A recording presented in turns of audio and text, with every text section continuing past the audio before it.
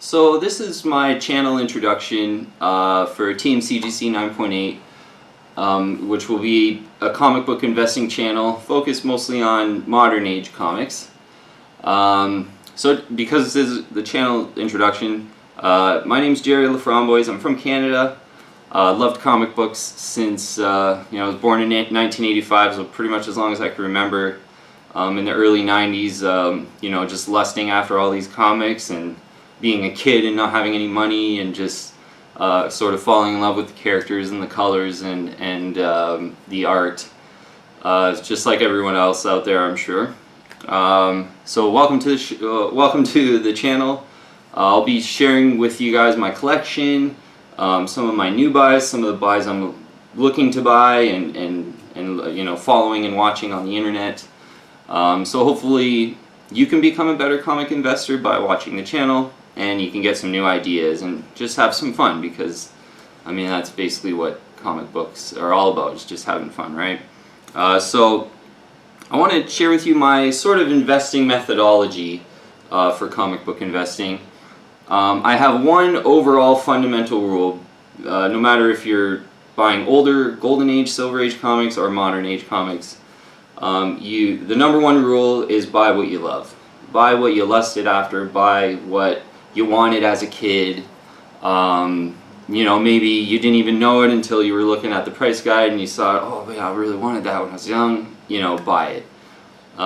Those are the kind of buys that I think, for two reasons, are a good idea. The first reason is because you love it, you're going to have a pride of ownership and you're going to love holding on to it. And for comic book investing, time needs to go by for the price to appreciate and for your investment to actually work out.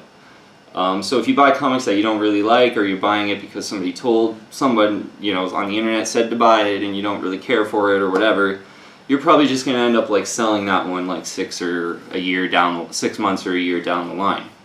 Whereas, any investment, I mean, it's going to take at least 5 years for some of the appreciation to happen. And, most good investments is going to take 5, 10, 15 years down the line. And, I mean, if you don't love these comics that you have, you're probably going to have a really hard time holding on to them for 10 or 15 years. Because you're probably just thinking, oh, I don't like this, I just want to sell it, whatever. So, buy what you love, buy what you lusted after as a kid.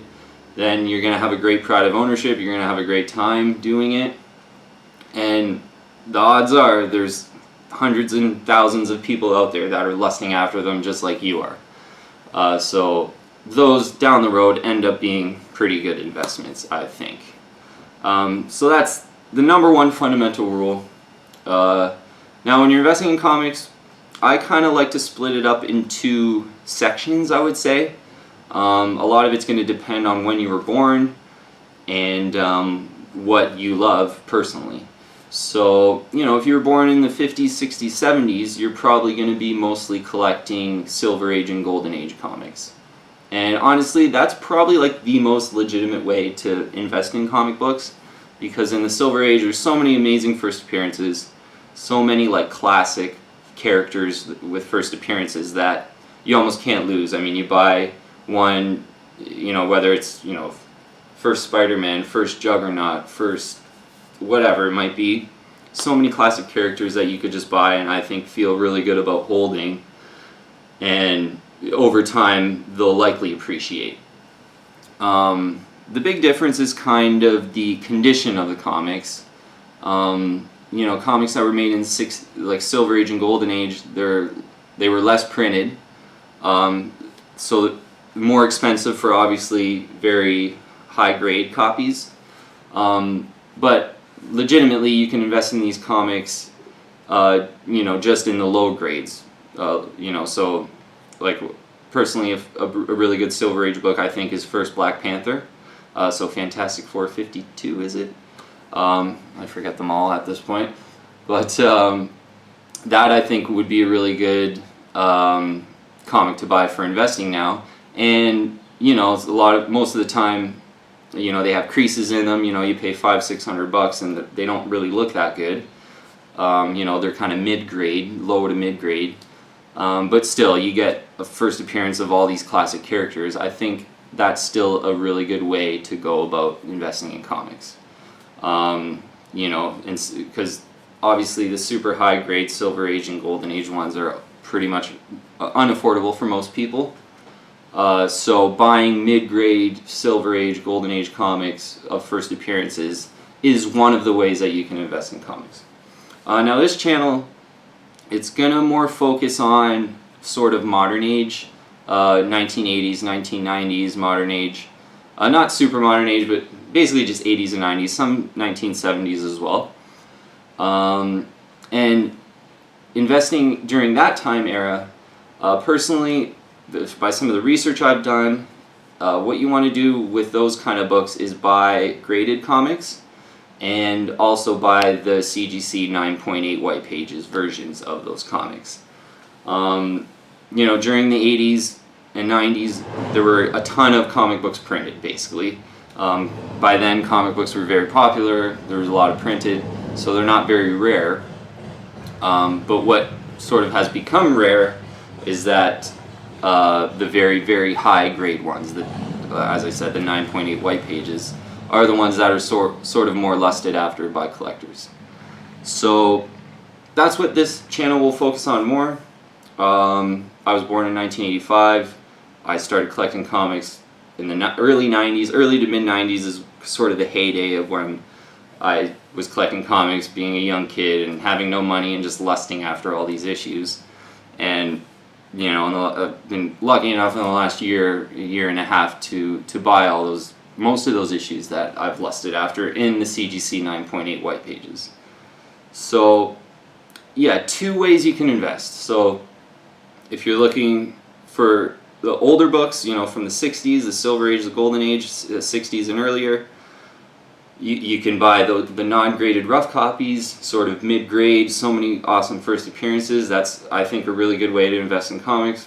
Or the way that I'm doing, most of the books I lusted after are from the 80s and 90s, so I'm buying CGC 9.8 white pages of, you know, all those key issues and the issues that I lusted after as a kid. And, you know, that way I think is preferable to, you know, say you have $500 and maybe you can buy, you know, 3 or 4 9.4s for the price of what a 9.8 white pages would be. Personally, I just think you buy the 9.8 white pages if you're investing in comics. If you plan to hold on for the long term and hopefully have them appreciate and, you know, maybe sell them for a little bit more down the line or whatever it might be, I think you want to go with the CGC 9.8 white pages. So that's a little bit of my methodology. You know, just getting the channel going here, so I'll be sharing my collection with you. Again, it's a mostly modern collection, so most of the channel now will be modern. I mean, I already see myself looking at a lot of these Silver Age comics. Sort of mid-grade comics are about the same price as some of these key issues that are 9.8 white pages. So I could see myself down the line buying a lot of, you know, older Silver Age comics. But most of my collection right now is from the 80s and 90s, some from the 70s, and they're almost all 9.8 white pages. I sort of made a point to go that route, because again, I think collectors down the line, that's what they're going to want. They're going to want the best, and that's what I wanted, and I'm sure, you know, collectors aren't going to change in the next 10 or 15 years. So yeah, really looking forward to sharing my collection with you. I think there's already a video up. This is probably the second video, but got a lot more ideas in the pipeline, and hopefully you can get some really good investing ideas, comic book investing ideas off the channel. And if not, you know, you just have fun looking at and holding the comics. And I mean, you know, that's how much of a nerd I am, you know, and I'm sure you are too. You just got to look at these things, and just to see them is really cool, just because of the colors and the art. It's so awesome, right? So yeah, thanks so much for checking out the channel in this early stage. You know, hopefully there'll be a lot more improvements, and I'm hoping to have a lot of content and hoping that you guys get some good ideas, and make sure to follow along, make sure to subscribe, keep watching, and I'll see you guys soon for another video coming very soon. So take care, keep subscribing, and I'll see you soon.